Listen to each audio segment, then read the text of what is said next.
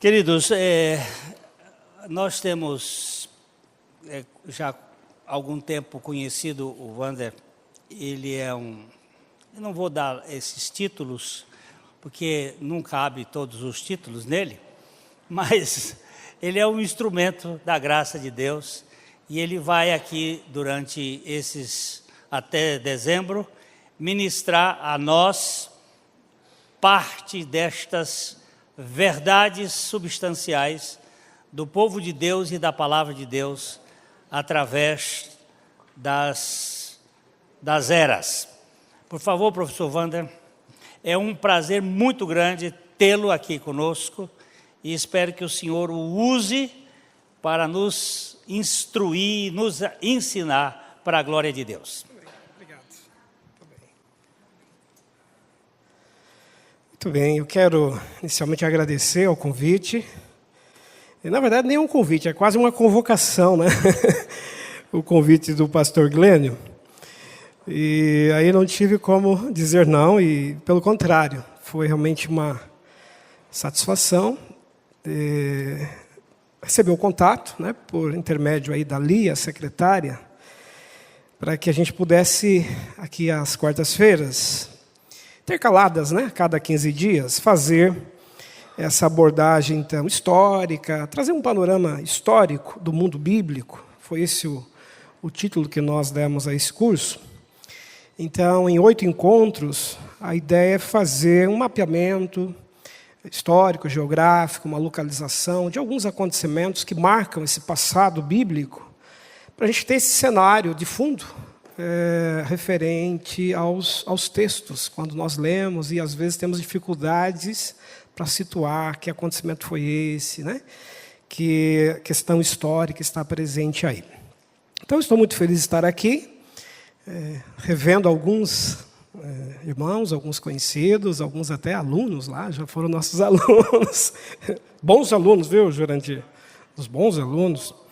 E, enfim, são irmãos, amigos, e é sempre uma gratificação, né? Uma alegria realmente estar aqui. Agradeço muito a Lia, que nos acolheu desde o início, nos orientou para as atividades, e o Fernando, que vai nos ajudar aí também nos slides. Então, a ideia é nós fazermos uma abordagem em 8 grandes encontros, né? 8 grandes temáticas. Claro que isso aqui seria um curso para, né, pelo menos aí 1 ano, 2 anos inteiros, mas a gente vai tentar fazer isso aqui em 8 encontros, uma visão bem panorâmica, né? bem introdutória. E a gente trabalha com história da igreja, história do mundo bíblico. Também trabalho com disciplinas bíblicas, né, de introdução ao Novo Testamento, Antigo Testamento. Então, o encontro dessas 2 áreas dentro desse curso é um encontro muito interessante. Espero que seja aí útil a vocês, que a graça divina, né, nos ilumina aí nessa caminhada. Nós temos um tempo aí previsto e a aula de hoje ela será dividida. Assim, eu vou rapidamente apresentar o programa para a gente ter uma ideia dos temas. Logo em seguida vamos abordar então esse primeiro tópico do programa, fazendo um apanhado histórico das origens do povo hebreu, especialmente ali no contexto da Mesopotâmia, né? O surgimento ali das primeiras civilizações e a localização a partir de Abraão, desse povo que vai marcar a história que chega até nós, né, no mundo ocidental. E, ao final do curso, dessa aula de hoje, nós vamos ainda ver um pequeno trecho de um documentário. Então, de acordo com o tempo que a gente tiver, até às 10 horas, será o tempo que nós vamos utilizar lá para ver uma partezinha desse documentário, que tem, né, na verdade, aí um apanhado histórico interessante, um documentário sobre a Mesopotâmia, que vai circunstanciar um pouquinho para nós essa relação do texto bíblico com o contexto. Tá bem? Então, vamos só fazer uma rápida passagem aqui pelos tópicos. Então, como ementa do programa, estudo do ambiente histórico do Antigo e Novo Testamentos, com destaque para os aspectos religiosos, sociais, políticos e culturais, referentes aos hebreus e às comunidades cristãs, nascentes, né, no contexto do mundo greco-romano. Então, é aquilo que a gente falou, né, uma visão introdutória, panorâmica, destacando essas questões políticas, sociais, culturais, religiosas que envolvem o mundo bíblico. Vamos subir um pouquinho, Fernando, por favor, ali o conteúdo programático. Então, eu dividi em 8 grandes tópicos, pensando um tópico para cada encontro, né, dentro dessa hora e meia que a gente terá aqui. Então, nosso primeiro tema, hoje, os hebreus no período patriarcal, tribal. Então, contextualizar um pouquinho o mundo mesopotâmico, né, as crenças, costumes. Ah, sim, tá bem, tá, agradeço. A primeira aqui, né? Isso, ali. 3 principais subtópicos a gente vai tentar ver nesse primeiro momento, localizando o cenário, o ambiente em que surge Abraão e, a partir dali, a formação desse povo. Na próxima aula, no próximo encontro, os hebreus no período monárquico e a Palestina sob dominação. Um panorama do surgimento da monarquia em Israel, né, e, a partir daí, todas as questões que envolvem os textos bíblicos, depois os exílios, né, as invasões no Reino do Norte, depois o exílio babilônico, invasão, né, ocorrida com Judá. Mais adiante, a dominação grega, também da Palestina. Um outro tema muito interessante, a invasão síria, no final do século II, início do século II a.C., e, consequentemente, a chamada revolta dos Macabeus, que é um tema, às vezes, pouco estudado por nós, mais conhecido pelo mundo católico, por conta dos livros de Macabeus 1 e 2, que aparecem na chamada Bíblia Católica. Mas, do ponto de vista histórico, é muito interessante entender o que aconteceu nesse período. E aí, fechando essa aula, a dominação romana na Palestina, que tem tudo a ver com o cenário do Novo Testamento. Então, pensando aí no ano 63, 64 a.C., quando os romanos vão subjugar aquela região e estabelecer ali o seu governo. Seguindo, então, na nossa aula 3, daqui, então, 3 semanas, não, pulando as semanas aí, né? Contexto da Palestina nos dias de Jesus, a primeira parte. Nós iremos abordar os grupos religiosos existentes na Palestina nos dias de Jesus. Eu tive que dividir essa aula em 2 encontros, porque é um assunto instigante, interessante, tem muita coisa para a gente falar e abordar. Então, na primeira parte, nós vamos trabalhar os fariseus e saduceus. Que grupos eram estes? Né, que prática religiosa eles propunham? Enfim, todo o cenário histórico que envolve esses grupos e a maneira como eles também controlavam o templo e tudo. E vamos trabalhar nessa aula algumas conexões de textos dos evangelhos com esses grupos. Então, com esse primeiro cenário religioso, linkando o texto do Novo Testamento com eles. Na aula 4, nós vamos seguir com a parte 2, trabalhando outros 2 grupos, ou na verdade 3 grupos também importantes desse período, que são os essênios, zelotes e sicários, que marcam bastante o contexto da Palestina nos dias de Jesus, e também fazendo as conexões entre texto e contexto, né? Exemplificando sempre a partir das narrativas dos evangelhos. Fechando essa aula, a revolta judaica no ano 66, com a consequente destruição do templo de Jerusalém no ano 70. Que marca um novo capítulo na história dos hebreus, né, no povo judeu, e marca, na verdade, até hoje, né, a realidade da Terra Santa e as tensões que estão lá. Aliás, até eu estava me lembrando há pouco, eu estive já uma vez aqui, há bastante tempo, trabalhando numa palestra sobre o contexto da Palestina nos dias de Jesus, e daí linkamos naquela ocasião com as tensões políticas na Terra Santa hoje. Então, isso já faz tempo. Eu era quase adolescente naquela época, né? Mas nós estivemos aqui numa noite, acho que foi um sábado, tinha muita gente, foi muito legal, falando dos conflitos atuais na Terra Santa. Me lembrei disso agora. Seguindo, então, na aula 5, o contexto do mundo greco-romano, no qual se desenvolveram as primeiras comunidades cristãs. Então, a gente vai tentar mostrar um pouco das questões culturais, religiosas, do mundo greco-romano, para perceber como que as primeiras comunidades cristãs vão se relacionar com esse contexto e com essa realidade, né, romana. Na aula 6, o contexto histórico dos escritos paulinos, vamos situar alguns exemplos, pegar algumas cartas e os contextos subjacentes a essas cartas. Uma delas, Coríntios, por exemplo, né? É muito interessante estudar um pouco esse panorama histórico da cidade de Corinto. Provavelmente Éfeso também vai ser um outro cenário que a gente vai analisar.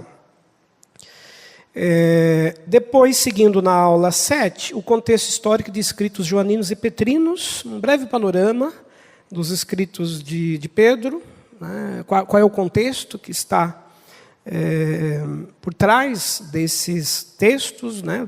Desse momento histórico em que os textos petrinos são produzidos. E também o mesmo com os escritos joaninos. As comunidades joaninas situadas na região da Ásia Menor, especialmente naquele cenário de perseguição que aparece no texto do Apocalipse, por exemplo. Então, o livro do Apocalipse é, num primeiro plano, num primeiro momento, um livro histórico, né? Ele traz questões do seu tempo, da relação do Império Romano, a partir de Domiciano, imperador, com a igreja. E, finalmente, lá na aula 8, nosso último encontro, já em dezembro, já em festa, quase em festa já, nós vamos trabalhar aí a conclusão, fazendo um apanhado geral do que nós trabalhamos, dos principais pontos, recapitulando algumas coisas e, possivelmente, nesse dia, fazer uma pequena atividade mais participativa, que eu estou chamando aí de uma atividade avaliativa, né, em que eu vou tentar avaliar um pouquinho os alunos e os alunos vão avaliar o professor também. Então, a gente vai tentar fechar, quem sabe até com um pequeno documentário que a gente consiga analisar aí em grupos. Tá bem? Pode só passar um pouquinho mais, por favor? Eu tenho aqui uma bibliografia bem selecionada, referente ao curso. Esse programa eu vou depois disponibilizar a vocês, né, para que vocês tenham, caso queiram ampliar, aprofundar um pouquinho. E, ao final, bem abaixo, Fernando, por favor, eu indico também alguns documentários, alguns materiais em vídeo, que nós iremos utilizar. Isso, até aí. Então, alguns deles a gente vai ver durante as aulas, pelo menos trechos. Então, sobre o judaísmo, a Mesopotâmia é o que a gente vai ver um pouquinho hoje. Os manuscritos do Mar Morto, né, as descobertas de 1947, de Qumran, né, que revela uma comunidade judaica chamada comunidade essênica, ou de essênios, e um documentário sobre os primeiros cristãos, sempre que possível, trechos desses materiais. Tá bem? Então, basicamente, esse é o nosso roteiro, o nosso cronograma, a nossa agenda. E a gente espera aí, durante as aulas, trazer um pouco desse cenário, desse contexto para vocês. E eu gostaria muito que vocês tivessem assim, bastante liberdade para perguntar, participar, né, sempre que quiserem, tá bem? Eu vou estar seguindo, basicamente, aqui a partir dos slides, dos principais tópicos, as questões, mas deixando sempre o momento livre para vocês perguntarem, interagirem sempre que quiserem, né? Sim, tem sim. Eu vou disponibilizar para vocês. E lá em cima o Fernando tem o arquivo, né? Para vocês terem o programa completo, com os temas, com a bibliografia, com os materiais. Tá? Então, nós demos esse tema, esse título, né? Um panorama do mundo bíblico. E pode passar, por favor, Fernando. Eu queria, assim, eu trouxe alguns apontamentos gerais, históricos, assim, e vou tentar rapidamente comentar um pouquinho sobre esses itens que eu coloco aqui em termos históricos. Então, nós vamos partir da chamada Mesopotâmia. E é importante, acho, começar definindo o que significa essa palavra. Mesopotâmia é uma palavra composta. Né? Meso, a palavra grega. Meso significa terra. Meio, né? Terra. E Potâmia, essa palavra se refere às águas, aos rios. Então, Mesopotâmia, uma terra entre rios. Né? Uma terra entre rios. Entre os rios Tigre e Eufrates. Quando a gente fala nesses dois rios, a gente já tem alguma coisa familiar aí, não tem? Nós nos lembramos do quê? Lá do Gênesis, né? O texto do Gênesis, ao falar do Jardim do Éden, inclusive o documentário que a gente vai ver no final, ele vai falar um pouquinho desse jardim, vai levantar algumas questões históricas também para a gente pensar. Então, o texto do Gênesis diz que lá entre os rios Tigre e Eufrates estava o lugar, né, daquele projeto divino, edênico, paradisíaco. Então, essa é a terra, esse é o cenário histórico que a gente tem aqui, Mesopotâmia. O termo, um outro termo também importante para a gente colocar aqui. Quando se fala em Antigo Oriente Próximo, né, existe o Extremo Oriente, regiões distantes, como a China, a Índia, lugares mais remotos. O Oriente mais Próximo é esse lugar onde está situada a Mesopotâmia. Já eu vou abrir um mapa e a gente vai entender um pouquinho melhor. E é usado, então, esse termo, né, o Antigo Oriente Próximo, para definir um período histórico que começa ali pelo século do quarto milênio antes de Cristo, até por volta, né, a gente vai colocar ali talvez o século 7 antes de Cristo, que é um período mais chamado de antiguidade, né? E depois disso o período mais clássico, e aí já entrando no período greco-romano. Então as civilizações que formaram cidades, se estabeleceram na região da Mesopotâmia, a partir do quarto milênio antes de Cristo para cá, são civilizações situadas nesse chamado Antigo Oriente Próximo. Essa região, talvez para ser um pouco mais familiar para nós, é a região que hoje nós conhecemos como Iraque, Irã, né? O Kuwait, a Turquia, a Síria, o Líbano, Israel, o Egito. É o que a gente tem hoje de nomenclatura para classificar essa região. Pode passar esse mapa, acho que ajuda a gente a perceber um pouquinho melhor o que é então essa Mesopotâmia e essa região do Antigo Oriente Próximo. Então aqui nós temos alguns nomes já familiares. Ur, né, onde está o personagem Abraão, né, Ur dos Caldeus, é daqui que ele vai sair. E toda essa região Mesopotâmia aqui, em amarelo, pode ver aqui o rio Tigre, né, e aqui o rio Eufrates. Todo esse grande canal aqui, todo esse grande espaço. E aí entra a Síria, né, Fenícia, Palestina, a Arábia, a Pérsia, que hoje é o Irã, a região do Irã. Então, toda essa região aqui hoje se chama Iraque e parte da Síria, né, nas nomenclaturas contemporâneas. Mas no mundo antigo nós temos, então, sumérios, babilônicos, assírios, né, com A, e Síria, que são povos bastante citados no Antigo Testamento. A gente vai ver já exemplos de como esses povos aparecem nas narrativas do Antigo Testamento. Pode passar o próximo slide, por favor. Essa é uma imagem um mapa mais recente.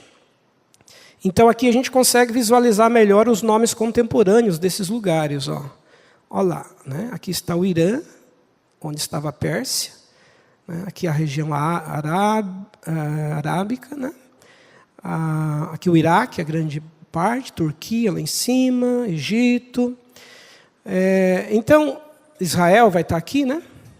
Então, todo essa grande região aqui é conhecida como Antigo Oriente Próximo, repito, de 4.000 a.C. para cá. Também conhecida como a região do crescente fértil, porque há se a gente pega alguns mapas, é como se fosse uma lua crescente.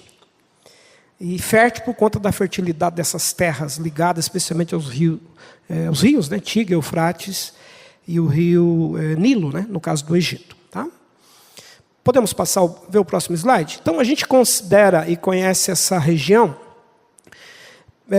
a partir, então, do estabelecimento de povos ali, atraídos especialmente pelos rios, pelas águas. Por que os povos optaram por se estabelecer nessas regiões? E porque elas são consideradas assim, o berço da civilização. Os primeiros achados, vestígios mais antigos de humanidade que a gente tem na história, são encontrados aqui. Fronteira com a África. Eu estou falando agora mais como historiador também, né? A própria chamada historiografia secular, a história, né, como ciência, e arqueologia, os achados investigativos que são mostrados hoje, trazem essa região como sendo o berço, as origens, de fato, dos povos, né, e das civilizações. Então, o que levou os povos a se estabelecerem aqui? Há uma mudança do nomadismo, povos que eram normalmente peregrinos, que cuidavam de rebanhos, que viajavam de um lugar para outro em busca de pastagens, que é o caso, inclusive, dos hebreus, né? Que, em dado momento, decidiram praticar agricultura, e aí a necessidade de você se estabelecer num local, dominar essa região, criar estratégias de sobrevivência, como, por exemplo, a irrigação, pegar as águas desses rios, fazer os diques, os canais, e eles fizeram isso, e com isso conseguir irrigar e produzir, né, o cereal, os frutos, tudo que era necessário naquele momento para a subsistência. Então a gente tem uma mudança de um nomadismo para um sedentarismo. E aqui ocorre também o surgimento das primeiras cidades, entre elas Ur, né, Babilônia. Então, a partir do momento que esses povos se estabelecem num local e se tornam sedentários, naturalmente eles formam também as cidades. Então, eles se valem da fertilidade das enchentes desses rios. Os rios Tigre, Eufrates e Nilo são conhecidos na história pelas suas enchentes. E ao ocorrer as enchentes, claro, as águas inundam e, ao baixarem as águas, fica a fertilidade. Tudo aquilo que é necessário para uma terra se tornar fértil, né, e produtiva. Também a escolha das águas, claro, se deve pela questão do transporte marítimo, já com embarcações para aquele período e contexto, por conta de comércio. Eram povos que basicamente viviam da agricultura, da criação de animais e de comércio. Então a gente tem uma economia que vai, de alguma maneira, depender bastante desses rios para o seu funcionamento, a sua existência, né? Tudo bem? Então, seguindo um pouquinho, por favor, o próximo slide. O que mais a gente pode falar sobre essas regiões aqui? Ou essa região da Mesopotâmia? Eu pontuei alguns dos, digamos, dos feitos registrados na história, produzidos por esses povos. Então, as chamadas contribuições dessas civilizações, né, chamadas aí de berço da civilização. O que eles inventaram, o que eles criaram e que ainda marcam até hoje as nossas vidas? Por exemplo, a invenção da escrita. Lá pelo ano 3000 ou 3500 a.C., a Suméria, né, ela vai criar uma forma de escrita cuneiforme, em forma de cunhas, né, a maneira como eles pegavam argila, ainda fresca, e a partir de algumas inserções conseguiam marcar ali com símbolos, né? Inicialmente, representações de animais, de plantas, um pouquinho mais adiante com outros tipos de símbolos, e finalmente a escrita como a gente viria a conhecer. Então, a invenção da escrita em 3000 a.C., ela é um marco na história da humanidade. Porque é possível, a partir daí, não mais apenas a transmissão oral, mas a fixação, os registros. E a invenção da escrita é tão importante na história que os historiadores consideram o que há antes da escrita como pré-história e, a partir da escrita, de história propriamente. Então, é um salto qualitativo, é uma mudança, né, na maneira de você registrar as coisas. O que mais esses povos fizeram? Praticavam agricultura, como eu disse, no ano todo, porque conseguiram irrigar, né, as plantações, inventaram a roda, né, formas de transporte, criaram cidades-estados. Então, cidades como Nínive, Babilônia, Assur, a própria Ur, né, são cidades que têm um rei, que governa um território, consequentemente criam leis, criam formas de proteção, né, a gente chamaria aí de forças militares hoje. E esses reis, eles têm um poder político, um poder militar, mas também têm um poder religioso.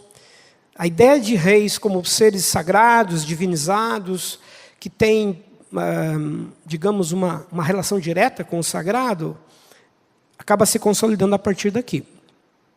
Eles também vão estabelecer a estratificação social, as chamadas categorias sociais. Então, se tem lá no topo da pirâmide os reis, né, e os seus asseclas, os que governam, e depois abaixo, pouco abaixo, né, outras funções sociais, e lá na base da pirâmide aqueles que trabalham, aqueles que produzem, inclusive escravos. Então já se pratica a escravidão aqui também nesse contexto.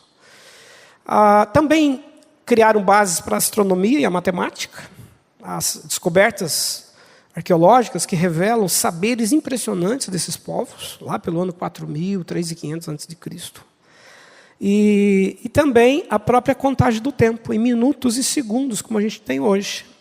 Então, foram os sumérios, foi essa região da Mesopotâmia que definiu a contagem do tempo em segundos e minutos, como a gente tem hoje. Então, muita coisa do que eles produziram, desenvolveram, foram importantíssimos para essa revolução na história da humanidade. Então, estou tentando mostrar o lugar de onde vai sair Abraão, vai sair esse povo, e de que maneira a história do Antigo Testamento faz conexões com essas civilizações aqui. Tá? Podemos seguir um pouquinho, por favor? Então, aqui eu tentei mapear rapidamente alguns desses povos e a sua localização temporal, sua localização no tempo, só para a gente situar um pouquinho, porque eles vão aparecer com recorrência nas narrativas do Antigo Testamento. Então, começando ali pelos sumérios, considerados, então, o povo, né? Eles formam o povo mais antigo, a civilização mais antiga que se tem registro, do ano 4000 a.C. Eles vão fundar algumas cidades, como Ur, Uruk e Eridu, a gente vai ver depois no documentário, um pouco dessas cidades, como eram, enfim. E eles formam, então, a grande estrutura política. E são eles responsáveis por muitas daquelas invenções que nós vimos ali. Um segundo grande império que surge na Mesopotâmia é o Império Babilônico, formado especialmente no seu ápice aí pelo ano 1900 a.C. E aí duas coisas chamam a atenção que eu deixei ali em azul. A primeira, o rei Hammurabi. Né? Hammurabi é um personagem emblemático na história, porque ele vai criar o famoso Código Hammurabi, o Código de Hammurabi, que é um código de leis com 280 artigos e princípios que servirão, esses códigos, para fundamentar muito do que se tem de leis no mundo antigo. A famosa lei do talião, que se diz, olho por olho e dente por dente, em que você pune o culpado e o criminoso com o mesmo rigor, com a mesma forma com que ele praticou o delito, vem daqui. O documentário depois vai mostrar um exemplo de como isso era praticado. Inclusive vai citar uma tribo que ainda se mantém, né, esses costumes do mundo antigo até hoje, praticando a lei do talião. Esse código de Hammurabi, então, ele cria, né, digamos, uma noção, inclusive para os hebreus, que mais tarde também vão precisar de códigos morais, de comportamento, de organização. E uma das coisas que a gente discute é até que ponto isso também influenciou a história do próprio Antigo Testamento um pouco mais à frente. Outro detalhe interessante ligado aí aos babilônicos e à região, porque agora a Babilônia domina a Suméria. Então, o que era governo sumério se torna agora um governo babilônico. E aí surge o personagem Abraão, por volta de 1800 a.C. Ano 1800 a.C. É o momento em que Abraão recebe aquele chamado divino lá de Gênesis 12. Sai da tua terra, da tua parentela, e eu vou te levar para um lugar que você vai conhecer, e lá você vai ser pai de uma grande nação, né? Vai ser bênção para as famílias da terra. E o texto que a gente conhece bem lá de Gênesis 12 começa aqui. Então, Abraão é um personagem historicamente localizado por volta de 1800 a.C. E é muito interessante, porque assim, a história dos hebreus ela tem também, claro, o seu registro na história geral, na história secular.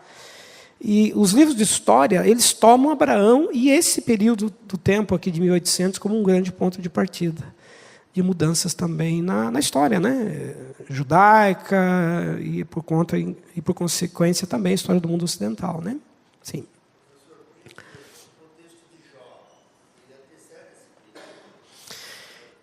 A gente vai ver um pouco depois isso. Eu vou trabalhar isso. Na próxima aula, a gente vai falar um pouco dos textos bíblicos do Antigo Testamento. Essa pergunta é legal e aí eu vou... Tá bom? Aí a gente vai tentar situar um pouco os textos do Antigo Testamento nos seus devidos tempos, tá? E aí a gente vai entrar bem nesse momento aí, tá? Mas é um período posterior a isso aqui, né? Tá? Então, veja, outro ponto interessante. Os assírios, que também vão formar um grande governo. Os assírios eles vão ficar bastante conhecidos na narrativa do Antigo Testamento, principalmente pelas invasões que eles vão fazer ao Reino do Norte. A gente vai ver isso com mais detalhes na aula que vem, próxima aula. Quando a gente vai recuperar um pouquinho ali o momento em que as tribos de Israel, as 12 tribos, se dividem em 2 grandes reinos. Não é? O Reino do Sul com Judá e Benjamim e as 10 outras tribos que vão formar o Reino do Norte. O Reino do Norte será invadido no ano 722 pelos assírios, que formaram um grande império, e os assírios se tornaram especialistas em táticas de guerra. Eles faziam conquistas extremamente violentas. A história considera os assírios o povo mais cruel nas táticas de guerra. Não só escravizavam, mas faziam questão de vitimizar, vilipendiar daqueles que eram derrotados da forma mais humilhante possível. E eles vão invadir o Reino do Norte em 722. E o Reino do Norte vai sofrer, a partir daí, uma derrocada, e sobrevivendo apenas o Reino do Sul, até o cativeiro babilônico, que a gente vai estudar aqui na próxima aula. Também os caldeus, que no ano 612, eles vão subjugar os assírios e vão formar o chamado Segundo Império Babilônico, recuperando aquele primeiro Império Babilônico.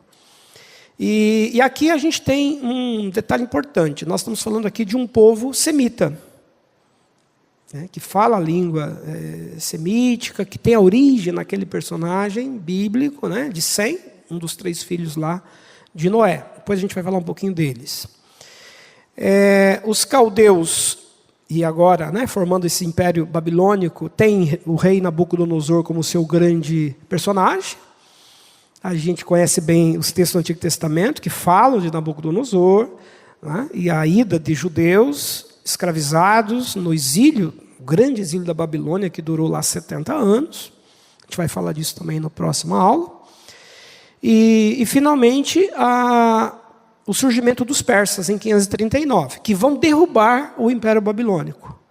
Então, a Pérsia, que hoje é a região do Irã, vai formar também um império, vai vencer o Império Babilônico, e aí o rei Ciro, vai permitir aos judeus, e outros depois, que vão negociar, a volta de judeus para a sua terra. Então, a ida lá de Esdras, Neemias e outros mais que vão voltar para reconstruir o templo, reconstruir os muros, reconstruir a cidade, terão exatamente a partir do governo persa a sua permissão de retorno. Então vejam como que esses povos que estão situados na região da Mesopotâmia, eles estão bastante subjacentes, presentes, conectados com textos e narrativas do Antigo Testamento. Tá certo? E aí, repito, no próximo encontro a gente vai tentar localizar melhor os textos no seu cenário, localizando o que a gente está fazendo aqui de forma mais introdutória hoje. Podemos passar o próximo slide? Então vamos começar falando um pouquinho agora das origens históricas propriamente dos hebreus. Como é que surge então Abraão? Como é que surgem os hebreus? Como é que vai se dar a história desse povo a partir dessa região da Mesopotâmia? Então vamos começar com o texto bíblico de Noé, que é bem conhecido, que vai sobreviver junto com a sua família, os seus 3 filhos. E esses 3 filhos vão dar origem a 3 grandes linhagens: Sem, Cã e Jafé. Esses 3 povos eles vão ocupar regiões bastante importantes. Então, rapidamente aqui. Vamos pular o primeiro lá. Vamos começar com Cã. Cã vai se estabelecer em grande parte na região que vai ser mais tarde conhecida como Canaã. A terra para onde Abraão irá. Então veja que Abraão irá para uma região que já era habitada por cananeus e outros, e o nome deriva principalmente dessa linhagem cananita, de Cã, um dos filhos. E Cã, é interessante pensar isso. Cã forma um povo que, diferentemente dos semitas, ou pelo menos uma parte dos semitas, os cananeus serão politeístas. né? Então, eles vão adorar muitos deuses, especialmente os deuses da fertilidade, os Baal e os Balaíns e todas aquelas divindades que estão presentes na Terra Santa quando chegam lá. Abraão, quando mais tarde os judeus também vão para lá, né, liderados por Moisés e depois Josué. Essas divindades, em grande parte, são divindades veneradas pelos cananeus. E os cananeus, eles também, só um parênteses aí na história, eles formam um episódio muito curioso. Quando Josué conquista a terra, já, né, a partir do Êxodo, lá no século XII, 1200, né, antes de Cristo, o texto do Antigo Testamento diz que houve um pequeno populacho, um pequeno grupo que resistiu à conquista de Josué. Um povo cananeu. E esse povo cananeu, ele passou a habitar os pés de uma montanha na Palestina, e lá eles faziam seus cultos, seus rituais, suas cerimônias, né? E a gente vai estudar isso mais adiante, tá bom? Então eu não quero, só estou citando agora porque eu peço que vocês se lembrem quando a gente chegar lá. Daqui a umas 3 aulas, a gente vai chegar nesse ponto aí. Mas quando Jesus convida aqueles 2 discípulos, e eles sobem na montanha para orar, e ocorre a transfiguração, aquele, né, episódio, aquele acontecimento extraordinário, uma visitação divina ali no alto daquela montanha, ao ponto dos discípulos falarem, vamos fazer aqui uma tenda para Elias, para Moisés, né? Há pesquisadores que dizem que a montanha onde Jesus subiu é exatamente a montanha onde os cananeus habitavam, ali no pé da montanha.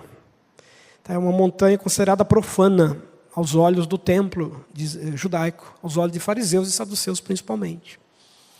Que dizem os pesquisadores do Novo Testamento, andavam 7 quilômetros a mais para não passar perto da montanha. Porque aquela montanha era profana, né? Então eu não posso me contaminar. 7 quilômetros a mais de distância, mínima. Porque é um lugar que Deus não está ali, Deus não habita ali, porque ali estão os cananeus, ali. E parece que Jesus vai surpreender mais uma vez o mundo, né? Escolhendo aquela montanha para uma visitação divina. É um dado muito curioso. E depois ele desce e vai lá e cura o filho de um pai desesperado lá, que trazia o filho ali, não é? Para um rito, coisa assim. Então a glória de Deus desce ali sobre eles também. Então é um povo bem curioso. Outro povo, a outra linhagem, os jafetistas, os filhos de Jafé. Historicamente, se situaram principalmente na região da Pérsia. Pérsia, que hoje é a região do Irã, né? Que fazia parte da grande Mesopotâmia. E lá eles se tornam adoradores especialmente do deus Mitras, o deus Sol, que é uma divindade muito importante do mundo antigo, ao ponto de os imperadores romanos, muitos deles serem devotos de Mitras. Inclusive, Constantino, né? Imperador Constantino, que vai mais tarde tornar o cristianismo religião oficial, livre, né, no Império Romano, e vai dar um início à aproximação entre a igreja e o Estado. Mas o que é curioso aí em relação aos persas? Tem uma narrativa do Novo Testamento que é muito interessante. Quando nasce Jesus, o texto diz que vieram do Oriente sábios, magos, guiados por estrelas, e procuravam pelo menino recém-nascido. Onde está o recém-nascido? Rei dos judeus. Viemos para adorá-lo. É possível, é bem provável, há pesquisadores que dizem isso, que esses magos, esses estudiosos dos astros, né, na Pérsia desenvolveu estudos bastante aprofundados sobre os astros, as estrelas. Eles teriam sido guiados por estudos que fizeram para visitar. Mas assim, o que mais importante está subjacente a esse texto? A ideia de que os descendentes também de Jafé, os jafetistas, os persas, provavelmente, eles vieram da Pérsia, também estavam vindo para conhecer o Salvador. Né? Então, parece que as linhagens da terra, as famílias da terra, sobreviventes ao dilúvio, cananeus, encontram-se com Jesus no Monte da Transfiguração. Jafetistas encontram-se com Jesus no seu nascimento. E o próprio Jesus, ele vem de uma linhagem semítica, né? Ele vem de uma das tribos de Israel, ele é semita. Então, as 3 famílias da terra, as 3 famílias que sobrevivem ao dilúvio, parecem estar sendo alcançadas por essa revelação que ocorre em Cristo agora, né? Pois bem, o terceiro grupo familiar, então, ali, os descendentes de Sem, são eles que vão ocupar principalmente a Mesopotâmia. A Mesopotâmia é, em grande parte, descendente dos semitas, inclusive no tronco linguístico. A língua semítica é o grande tronco linguístico da Mesopotâmia. Então, dela vão derivar outras línguas, outros ramos linguísticos, como o aramaico, né, que vem por conta do nome da região de Arã, o árabe, na Península Arábica, ali próxima também, por conta de Ismael, que é o filho de Abraão também, né, e, portanto, fala também a partir de um tronco linguístico. Fenícios, na região da Síria, a região do Líbano hoje. Ou seja, a língua semítica é uma língua que vai praticamente conduzir a identidade desses povos estabelecidos na Mesopotâmia. Ela vai ser uma referência de aproximação e de identidade. Mas assim, o que chama atenção então? Vamos começar pela questão do nome. Por que surge o nome Hebreus? Que talvez seja o nome mais antigo para identificar esse povo. Claro, antes de Israel, né? Antes de judeus, não é isso? Hoje nós chamamos de israelenses, ou israelitas do passado. O primeiro nome que se usa para a identificação desse povo é o termo hebreu. E por que surgiu esse nome? Pesquisadores dizem que provavelmente o nome hebreu tenha sido uma alcunha, uma espécie de apelido dado por povos da região da Mesopotâmia que viam um grupo de pastores, de peregrinos que circulavam ali pela região das cidades-estado, que eram muito mais nômades do que sedentaristas, e por isso teriam dado a eles o nome de lá estão passando os hebreus, que na verdade a palavra pronunciada aí é a palavra Rabiru. Os hebreus vêm de Rabirus. E quem eram os Rabirus? Pastores, nômades, peregrinos, que andavam de um lugar para o outro em busca de pastagens, em busca de lugares mais propícios, nas estações climáticas, enfim. Então, daí nasce a ideia do povo que hoje se chama e é conhecido como hebreu, por conta, provavelmente, dos Rabirus. Repito, Rabiru significa povo nômade, povo de pastores. Pois bem, eles vão ocupar a Mesopotâmia, né? Eles também estão ligados bastante a um povo conhecido na história como os acádios. Quando eles, então, deixando de ser peregrinos e nômades, eles decidem também se fixar na Mesopotâmia e começam a formar construir uma primeira ideia também de sedentarismo. É nesse momento que ocorre o texto de Gênesis 12. Quando Deus vem a Abraão e diz, você vai então sair daqui e vai fazer uma peregrinação agora. Vai fazer uma viagem, vai ser nômade de novo. Só que você vai ser nômade para se estabelecer, se tornar sedentário, sedentarista numa terra nova.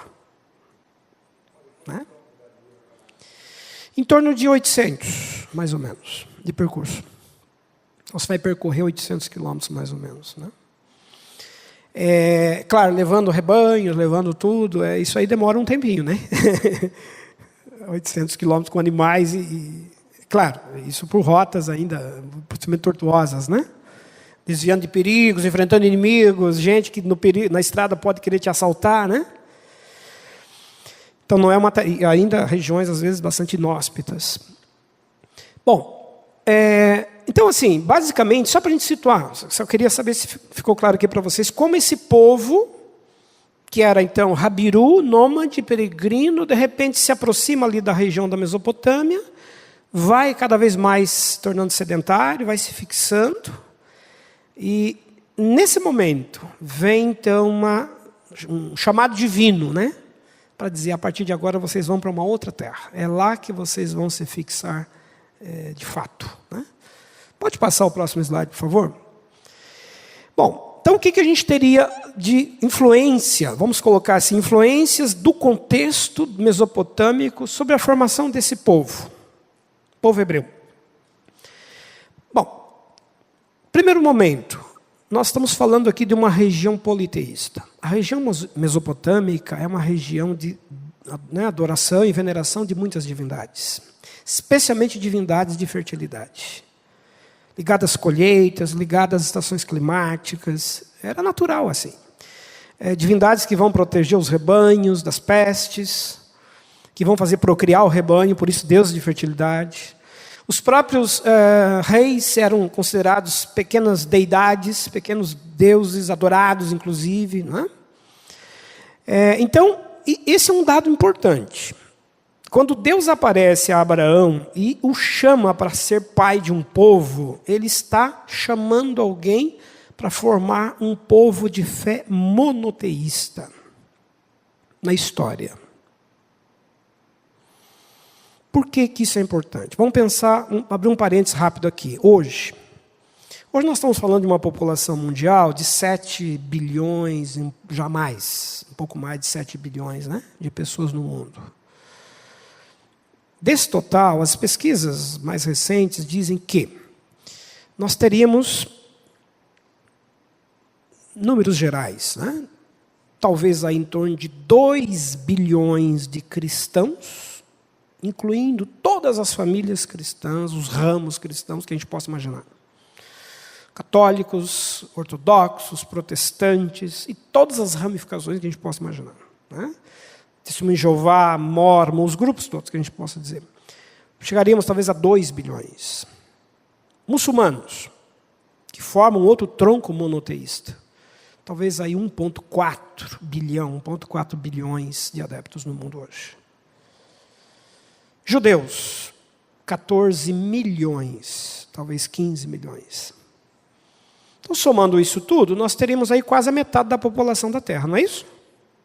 2 bilhões mais 1,4. Então, a gente poderia dizer, grosso modo, que da população do mundo hoje, quase metade professa uma fé monoteísta. Pelo menos em tese. Pelo menos teoricamente, nesse sentido. Né? Crê num único Deus. Nós vamos ter aulas aqui, numa das aulas mais adiante, a gente vai comentar um pouquinho mais, quando a gente for falar da Palestina, a Terra Santa, e as tensões, inclusive, que deram origem ao que a gente conhece até hoje.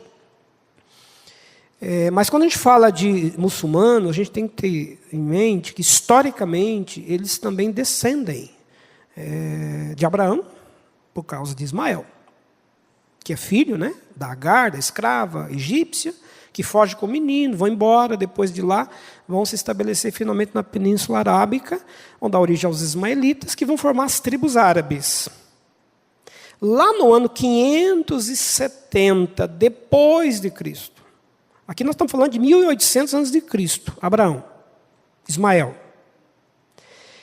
Ano 570 depois de Cristo, vai nascer na cidade de Meca, né, um menino que vai ficar órfão de mãe muito cedo, aos 5 anos, depois perde o pai, vai ser criado por um tio,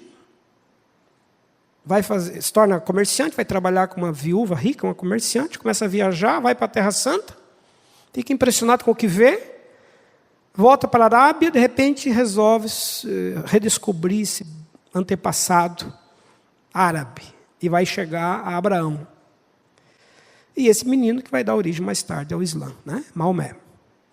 Então, Maomé vai nascer no ano 570 depois de Cristo e vai, a partir das suas pregações, das suas visões e tudo mais que ele vai passar a relatar, fundar a religião monoteísta islâmica, cujo Deus é o Deus, né, historicamente falando, né, é o mesmo Deus que vem aí do Antigo Testamento.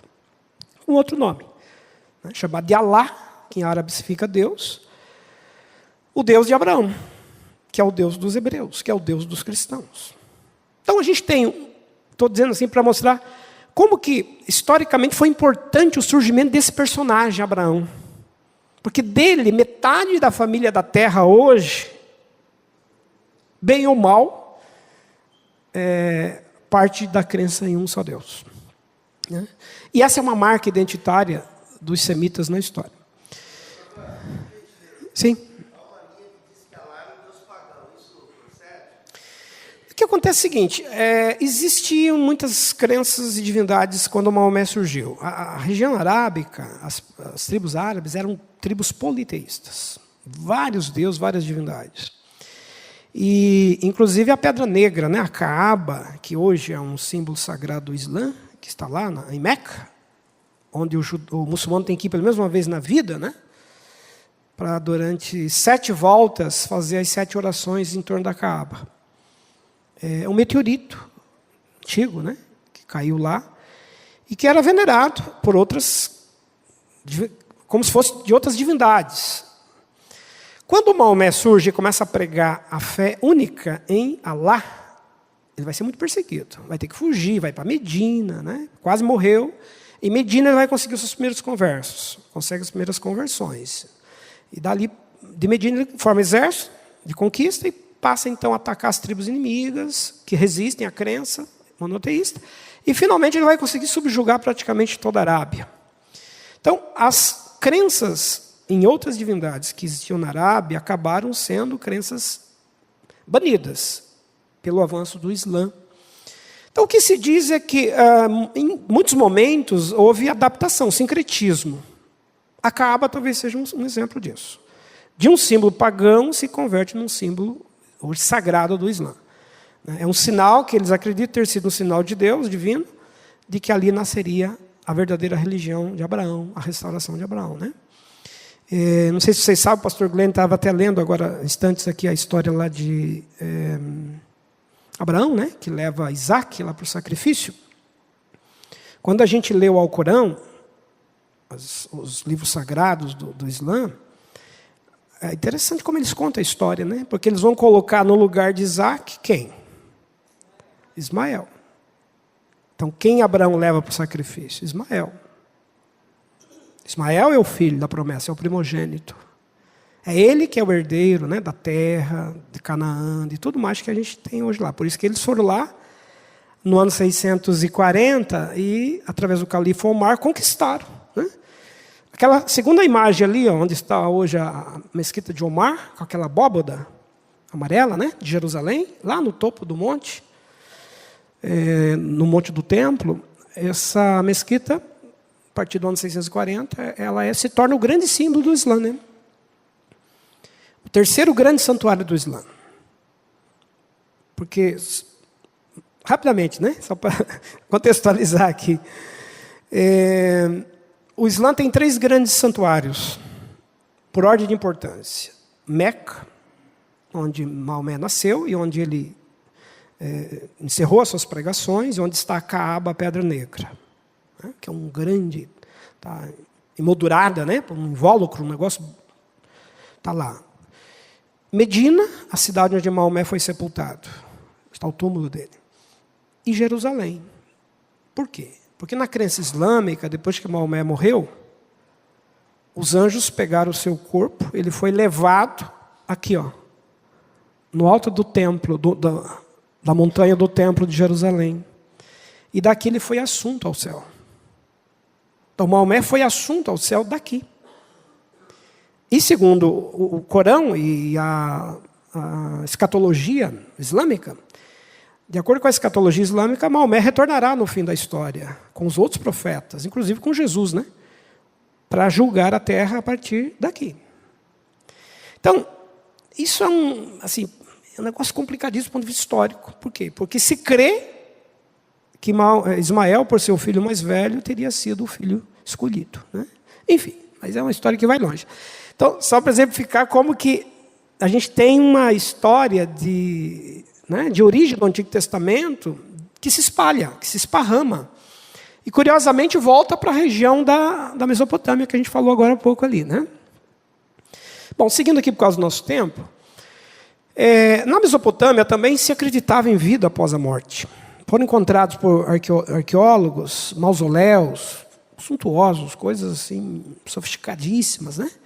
De pessoas com sepultadas, especialmente reis, com todos os seus assessores, famílias, com grande pomposidade, a crença de que talvez um dia pudesse voltar à vida. Essa ideia da imortalidade, o desejo de viver, né? É um desejo que está inerente ao ser humano. Parece que é impressionante. De todos os povos da Terra, onde a arqueologia chegou, a antropologia chegou, encontra vestígios do desejo humano de viver, né? Postergar a vida. Gilgamesh, um dos personagens históricos da Mesopotâmia, um dos reis mais importantes dos sumérios, Gilgamesh, né, que pelo ano escreveu, né, os poemas, as lendas, inclusive ele narra a história, né, do dilúvio, enfim. Tudo começa quando ele também não se conforma com a morte. Ele começa a buscar, ele quer viver. Ele sai à procura de alguém que diga para ele o que ele tem que fazer para continuar vivendo mais. E aí ele encontra uma pessoa que teria sobrevivido do dilúvio, no poema de Gilgamesh, lá na Mesopotâmia. E aí ele conta que esse sobrevivente do dilúvio contou para ele qual era o segredo da vida, né? E aí nascem os poemas e as narrativas sobre o próprio dilúvio, que existem na narrativa dos sumérios também. Então, além da narrativa bíblica, a gente tem textos correlatos do mundo antigo que contam também a história do próprio dilúvio, né, nessa região. Bom, os hebreus vão formar as cidades-estado, depois, quando eles, né, aprendem, vêm na Mesopotâmia e partem depois lá para a Terra Santa, eles vão tentar formar depois do Êxodo. Mas a figura fundante de Abraão, né, que a gente acabou de comentar, eu acho que esse a gente acabou já discutindo aqui, é um personagem que vai carregar com ele as influências desse contexto. Seja para formar a ideia da fé monoteísta, seja para formar a ideia de que existe uma terra que deve ser ocupada e ali você deve estabelecer, aquela é a sua terra sagrada, você deve morar nela. Então, essa experiência da Mesopotâmia de você se estabelecer num lugar e ali permanecer, parece ser um ethos, né? uma questão que Abraão carrega e leva com ele nessa promessa divina. É por isso que para o judeu até hoje, ele pode andar pelo mundo, como andou nas diásporas, mas tem um lugar onde ele quer viver e morar. Né? Os judeus têm uma coisa diferente dos outros povos. Os outros povos, eles possuem as terras, os lugares. Na cultura hebraica, é a terra que possui o povo. Né? O povo pertence à terra. Você pertence lá, você quer viver lá. Ali está a tua promessa. Essa é a ideia, né? Muito forte na cultura judaica. Bom, pode seguir, por favor, o próximo slide. Bom, mais tarde, só recapitulando aqui para a gente fechar, nós temos o estabelecimento dos hebreus que vão acabar indo para o Egito. Né? A gente tem a história de Abraão, Isaac, Jacó, seus 12 filhos. Um dos filhos acaba sendo vendido, levado para o Egito. José vai para o Egito, toda a história que envolve José. Mais tarde, os seus irmãos vão para lá também, para sobreviver, comprar alimento. E, finalmente, eles acabam sendo escravizados lá. Então, nesse tempo de escravidão no Egito, eles vão ter que, de novo, depender dessa intervenção divina para tirá-los de lá. Aí vem Moisés e toda a história que a gente conhece, né, a experiência libertadora do Êxodo, e eles partem de retorno, de volta à sua terra de Canaã. Então, aquela terra que Abraão recebeu por promessa, eles tinham perdido, saíram de lá. E depois acabam voltando nesse processo que a gente conhece aí como Êxodo. Próximo slide, por favor. Quando eles voltam para ocupar essa terra, aí estamos falando em 1200 a.C., já com Moisés, né? E agora Moisés e Josué, eles vão ter uma experiência agora de se reconstruir como povo e como nação. Então a gente tem aquela formação tribal, as tribos organizadas ali pelos juízes, isso vai durar mais ou menos uns 200 anos, e tem os profetas que começam a surgir, especialmente Samuel. Então a ideia tribalista é uma ideia de vida mais comunitária, de mais participação entre as tribos, de um governo um pouco mais distribuído, né? Mas aí vai surgir o desejo da monarquia. E as tribos vão começar a pedir um rei. Como os outros povos têm seus reis, enfim, vai se estabelecer então finalmente, né, a monarquia na Terra Nova, para onde eles haviam mudado. E a gente vai comentar mais sobre isso na próxima aula. Aí nós vamos trabalhar um pouco a monarquia, vamos analisar como é que se deram as questões políticas nesse período. Pode seguir o próximo, por favor? Aqui, só para a gente fechar, esse slide daí a gente vai encerrar a aula com o documentário, parte do documentário. Eu queria encerrar esse primeiro encontro, essa primeira introdução que a gente está fazendo aqui, só situando um pouquinho com vocês alguns termos que às vezes nós usamos e parecem coisas muito sinônimas, né? Judeu, hebreu, israelita, israelense, palestino, a gente emprega esses termos assim e parece que é tudo a mesma coisa. Não é assim? Então, eu queria de forma bem rápida, só situar com vocês, recapitulando o que a gente viu, como que cada termo desse tem uma localização histórica e quer significar um momento histórico específico. Então, rapidamente. Quando nós falamos em semitas, nós estamos falando na primeira origem desse povo judeu, hebreu, e de um povo que vai ocupar em grande parte da Mesopotâmia. Povo esse que vem da linhagem de um dos filhos de Noé, chamado Sem. Não é? Então, os semitas vão dar origem aos que falam aramaico, que falam hebraico e outras línguas da região da Mesopotâmia. É um grande tronco linguístico que vai formar, né, a ideia de um povo. E é esse povo semita responsável, vou dizer assim, pela fé monoteísta. Porque, né, de Abraão vai surgir o judaísmo, a religião judaica, vai surgir o islamismo, a partir de Maomé, e vai surgir o cristianismo. E Jesus também, ele é semita, né, nesse sentido.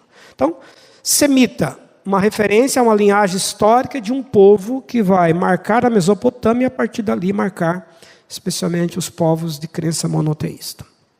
Hebreus. Hebreus significa mesmo, a gente viu? Povo nômade, né? Povo peregrino. Vem de Rabiru. Os Rabirus, os peregrinos. Talvez por isso o autor de Hebreus, da carta aos Hebreus, use bastante essa figura de linguagem, né? De um povo também peregrino, um povo que está de passagem, que caminha para um lugar definitivo, uma morada, né, definitiva, né? Raiz semítica. Os semitas são o grande tronco étnico e linguístico, né? Então, todos os outros ramos que vêm ali, ó, todos vão descender daquele primeiro, né? Israel. Quando a gente fala em Israel, nós estamos falando de um personagem, né?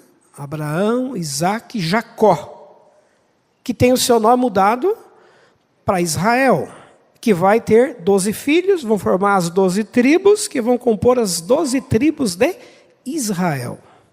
Então, o nome israelita é um nome muito adequado para a gente situar a partir de Jacó, os israelitas. Esse é o termo que mais identifica esse povo nesse período da história. Judeus. Também tem uma localização histórica. Quando nós falamos em judeus, nós estamos pensando a partir do reino de Judá. Quando se formam os dois reinos, Reino do Sul e Reino do Norte, Judá é a grande sede do Reino do Sul, onde está o Templo de Jerusalém. E quando o Reino do Norte foi invadido pelos assírios em 722 e o Reino do Norte deixou de existir, sobreviveu Judá. Então, a partir dali, vai se constituir a nomenclatura os judeus, diferenciando do Reino do Norte. Os judeus são aqueles que sobreviveram a partir de Judá, do Reino de Judá. Então, se usa até hoje. Quando eles foram para o exílio, e eles voltaram do exílio babilônico, continuaram usando o termo judeus, considerando, eles mesmos se consideram o puro povo de Abraão, a pura etnia, a pura linguagem sanguínea, enfim, né? Judaísmo. Aqui nós estamos falando da ideia de uma religião, né? O judaísmo vai se constituir em religião, em estrutura mais religiosa, especialmente a partir da construção do templo com Salomão. Salomão talvez seja responsável pela ideia da formação, né, de uma religião, com sacerdotes, com escribas que vão redigir textos, vão transformar textos tradição oral, toda a memória oral dos israelitas em textos elaborados, enfim. E a religião judaica que aí está, né, até hoje, formando então o judaísmo. Outro termo que a gente usa bastante, Palestina. Palestina é um nome dado à terra onde está Canaã, antiga. A terra da Palestina é uma região geográfica na Ásia. O nome Palestina vem provavelmente de Filistia. Talvez essa seja a origem da palavra. Né? Os filisteus, os povos da Filistia, chamados povos do mar, né? Que teriam ocupado aquela região pela primeira vez. E quando Abraão chega para conquistar a terra, ocupá-la, ele já encontra povos vivendo ali. E com o tempo vai se usar o nome a terra da Filistia, a terra dos filisteus, e mais tarde vira a terra da Palestina, que é o nome usado até hoje. Estado de Israel, aí a gente está usando um termo muito recente e contemporâneo. O Estado de Israel, hoje, é um Estado politicamente constituído a partir do ano 1948.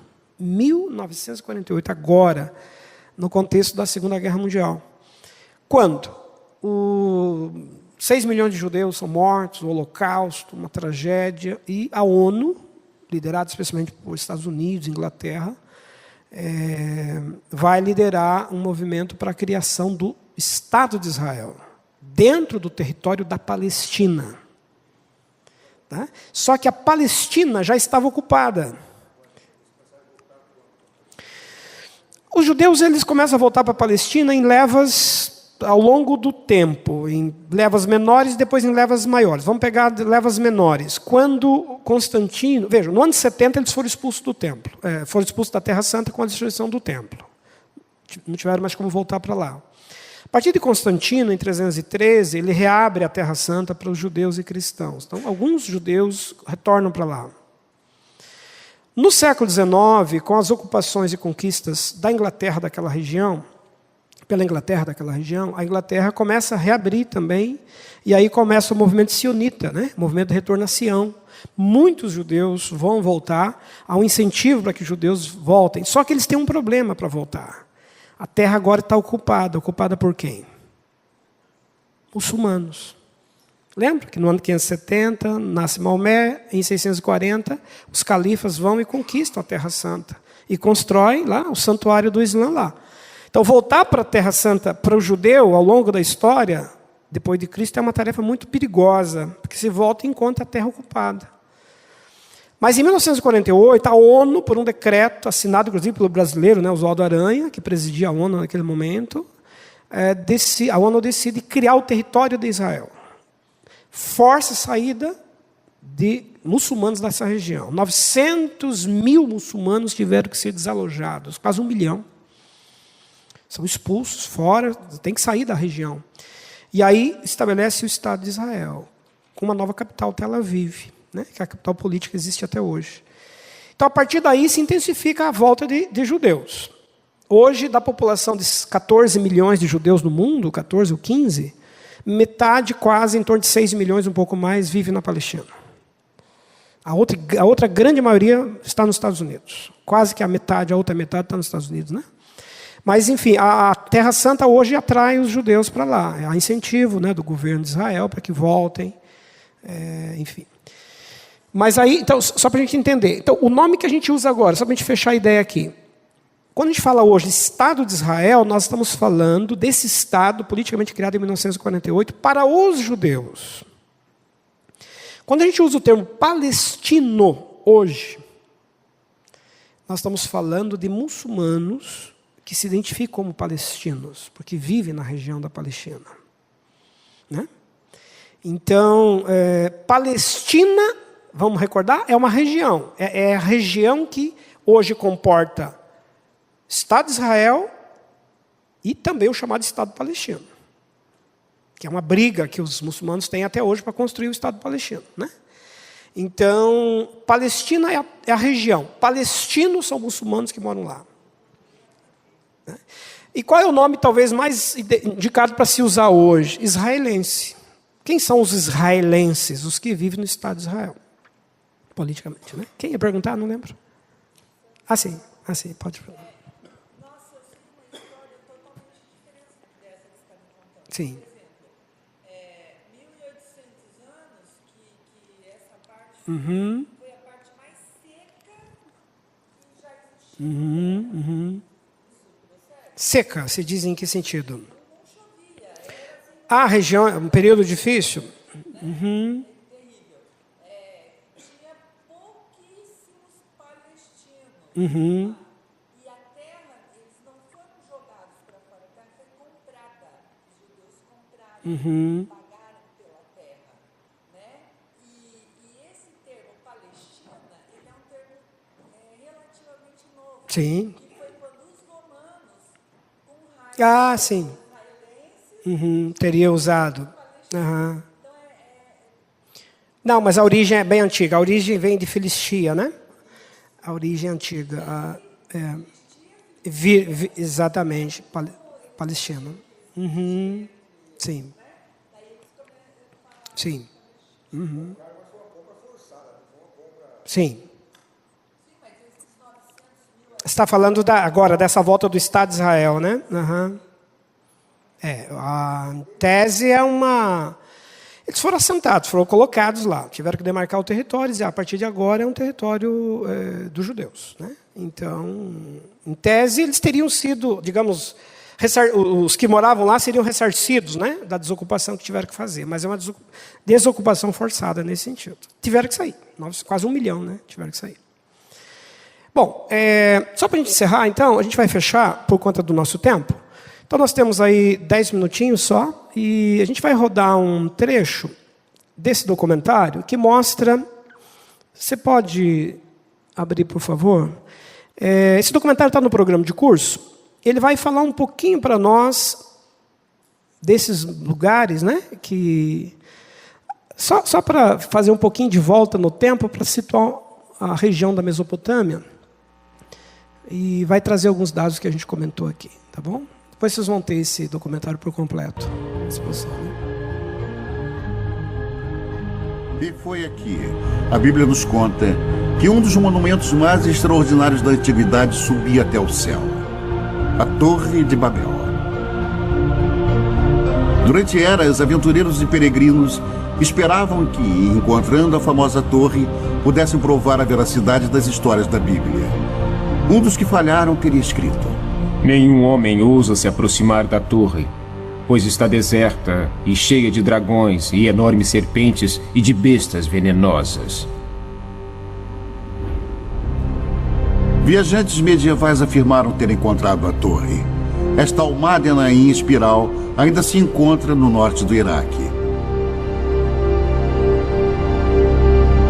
Mas eles estavam errados.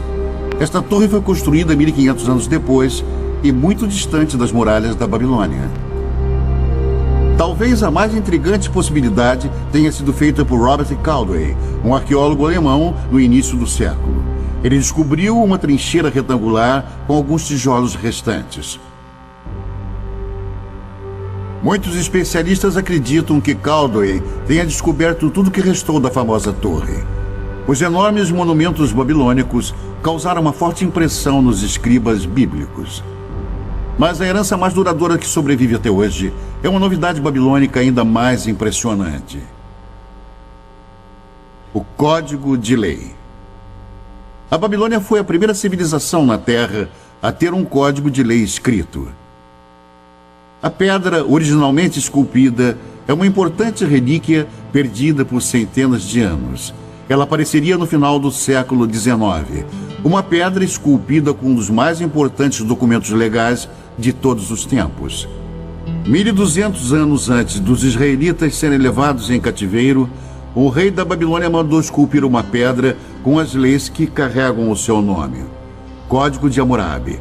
Estas escrituras podem ser tidas como precursoras do Código de Lei em Êxodo, Levítico e Deuteronômio. Nas sociedades em que o conhecimento e a lei são transmitidos e compartilhados oralmente, o precedente é muito importante. Quando foram escritos, as pessoas que o fizeram tinham imenso poder. O Código de Hammurabi influenciou quase toda a civilização desde a Babilônia. Hoje, até mesmo alguns de seus métodos mais primitivos de julgamento sobrevivem intacto. Hammurabi descreve um ritual chamado aprovação, um teste doloroso, até mesmo mortal, de culpa ou inocência. Em algumas remotas tribos beduínas, a aprovação ainda é praticada tal como era feita no tempo de Hammurabi. Nesta rara filmagem, um sagrado chamado Mubashi irá julgar os acusados examinando suas línguas após eles lamberem uma colher de ferro quente.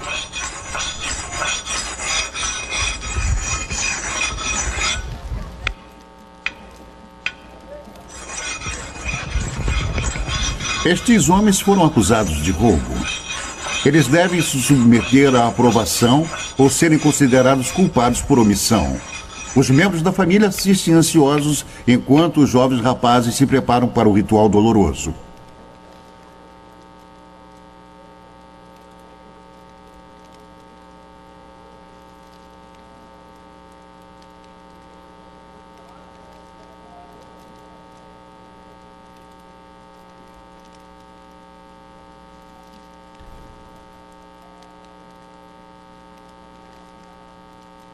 A água não alivia a dor.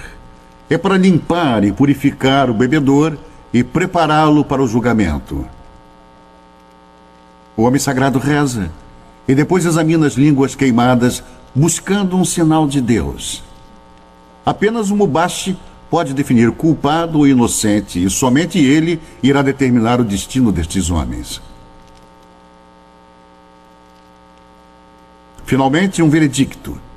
Um homem é considerado inocente para grande alívio de sua família. O outro não teve tanta sorte. Declarado culpado, ele irá pagar pelo seu crime. A aprovação é um intrigante reflexo atual de Hammurabi, mas suas leis chegam ainda mais diretamente ao presente através da Bíblia. Hammurabi estabeleceu leis. Ele não inovou nada. Ele apenas estabeleceu por escrito as leis as quais eram realizadas pelos antecedentes há centenas, se não milhares de anos. Olho por olho, dente por dente, e princípios como este, muitos dos quais ainda se encontram. Isso. Você pode, por favor, colocar o próximo ponto? Acho que é 30... Só para a gente ver a outra parte agora. Está marcado no último slide, eu acho que é 32, alguma coisa. Vou falar um pouquinho dos sumérios, só para a gente fechar. Diz o Senhor que os assírios serão derrotados. Isso, a partir daí. Muito antes, o Onipotente tinha desperdiçado uma civilização inteira. Não há uma única menção do nome deles na Bíblia, mas eles foram chamados Sumérios e contaram a história de uma grande inundação.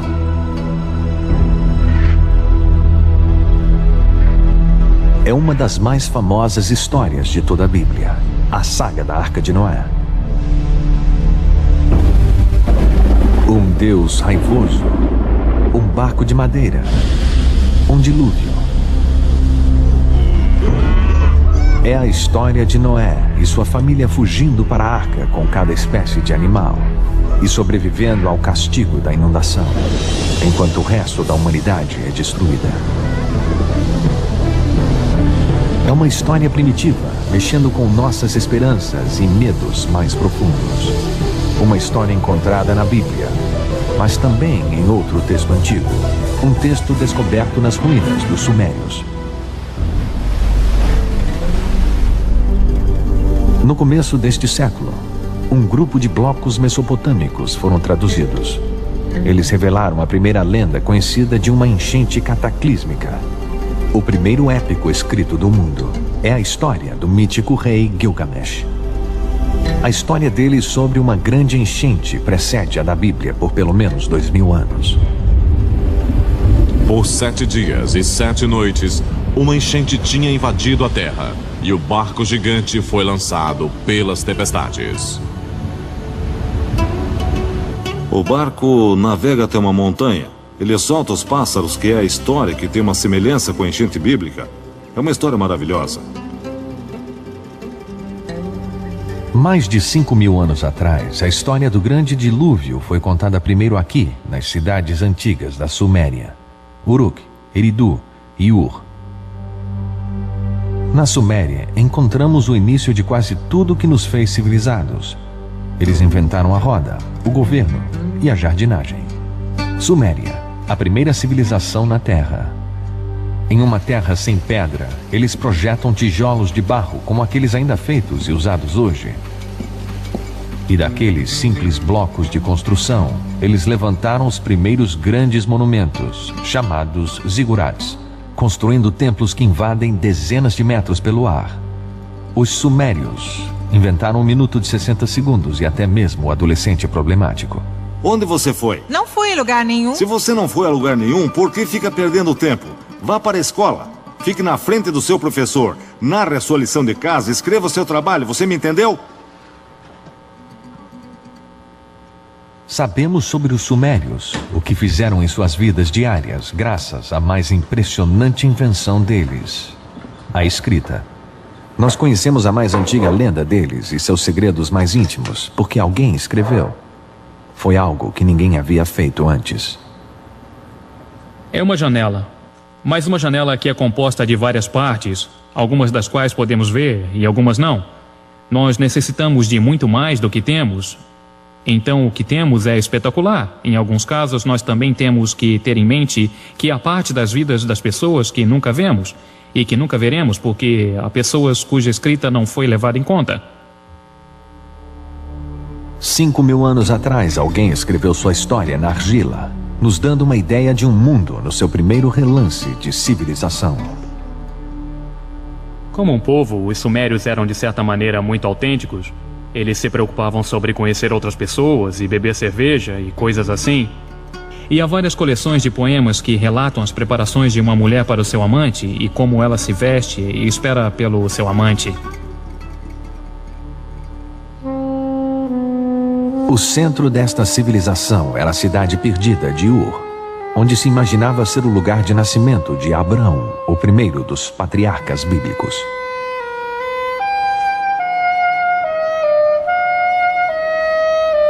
É o sumário de uma cidade bíblica em termos arqueológicos, porque era um lugar de uma das mais famosas escavações arqueológicas que já ocorreu entre os anos 1920 e 1930, por um notável arqueólogo britânico chamado Leonard Woolley. Um arqueólogo britânico descreveu a arqueologia como sendo a ciência dos detritos ou restos, o que é verdade. Ok, podemos parar então aqui, Fernando, por favor? Mas me dê... Isso, agora a gente vai deixar para o próximo encontro. Tem uma partezinha que eu vou usar na aula que vem, que vai mostrar inclusive um pouco do lugar, né?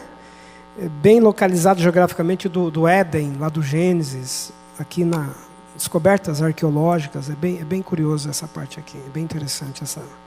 Tá bom? Aí na próxima aula a gente vai tratar disso. Nós estamos dentro do nosso horário. Tudo bem? É isso? Ficamos por aqui hoje. E aí, nos encontramos aqui a 15 dias. Tá bom? Perguntas que vocês tiverem, por favor, anotem. Pode trazer na próxima aula, como algumas que foram feitas. E aí a gente vai tentar responder aqui. Tá? Obrigado, viu? Obrigado, pastor Glenn. Tá bom.